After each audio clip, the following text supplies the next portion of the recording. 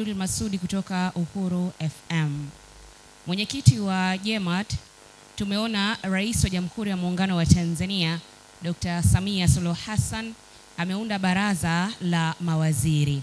Je, baada ya kutokea kadhia hii iliyotokea ya vurugu, dhani baraza hili litaweza kutuliza wananchi?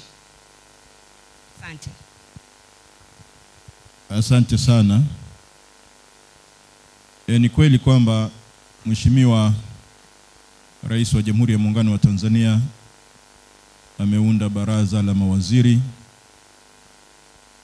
ambalo sisi kama Watanzania tunaamini kwamba baraza hilo litakuwa ni faraja kwa Watanzania na linaweza kabisa kutuliza hali iliyopo sasa. Na hasa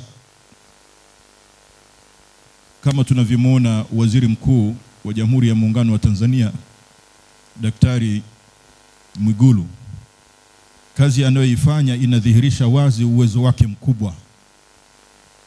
Yeye kama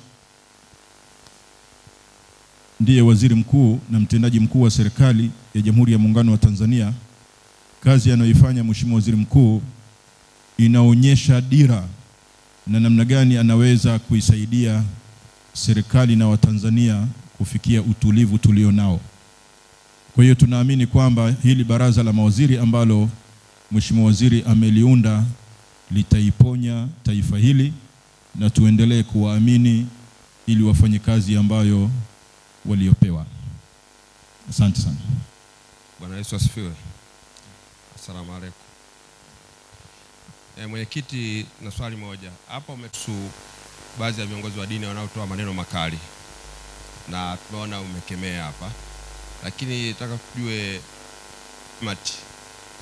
huwa matamko yake anatoa kipindi gani? Hawezi kutoa wakati wapo ofisini pale kiongozi anapotoa maneno makali yanayohatarisha amani ya nchi. Kama wiki mbili zilizopita kuna ustazi mmoja hivi alitoa maneno makali ya kukatana vichwa, lakini tukaona kimya kimetawala mpaka leo tunasikia hilo tamko. Je, ni muda gani ambao mnatakiwa mtoe matamko ambayo yanaweza kuweka hali ya nchi salama? Naitwa Daniel Mkate wa East Africa TV. Asante sana.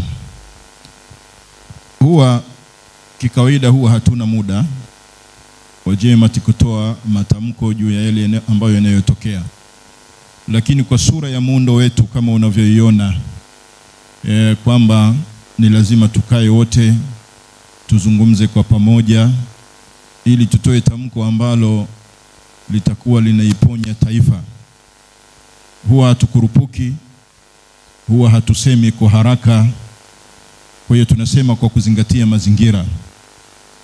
Kwa hiyo tumeona mazingira, tukaona waliotoa matamko waliosema, yote kwa yote tunabaki kuwa Watanzania ni kitu kimoja, tunahitaji amani ya nchi yetu.